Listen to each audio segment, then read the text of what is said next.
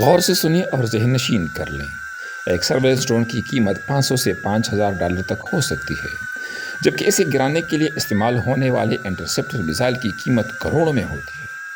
اگر انڈیا پاکستان کی جانب بیسیوں یا سینکڑوں ڈرونز بھیج رہا ہے تو اس کے مقاصد بالکل یہی ہیں: پاکستان ایئر ڈیفنس سسٹم کی لوکیشن کھوجنا، چند ہزار ڈالرز کے ڈرونز کو ڈکائے کے طور پر استعمال کرتے ہوئے کروڑوں مالیت کے قیمتی اور محدود سٹاک کے انٹرسیپٹر میزائلز کو ضائع کرنا، اور تیسرے نمبر پر زیادہ سے زیادہ افراتفری کا ماحول پیدا کرنا۔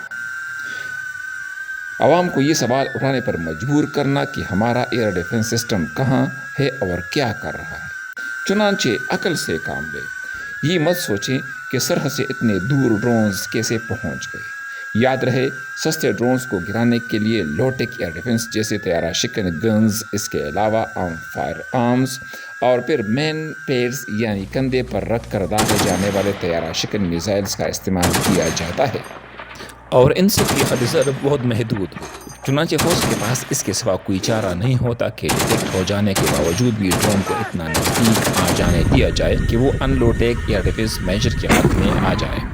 مزید اگر آپ دھماکوں کی آوازیں سنیں تو مزید حوصلہ رکھیں۔ ہر دھماکہ ایک حملہ نہیں، بلکہ آج ہونے والے اکثریت دھماکے انٹرسیپشن کے دوران ہوئے۔ مزید شدید فائرنگ کی آواز کا مطلب بھی یہ ہو سکتا ہے کسی ڈرون کو گرایا جانے کے لیے طیارہ شکن گنز یا دیگر فائر آرمز کا استعمال کیا جا رہا ہو، لہٰذا تو آپ اس کوز میں مت پڑیں، اور ہرگز ان واقعات کی پکچرز یا ویڈیو کلپس بنا کر سوشل میڈیا پر مت ڈالیں کہ اس طرح آپ دشمن کی مدد کے مرتکب ہوں۔ پاکستان زندہ باد، پاک فوج فائندہ باد۔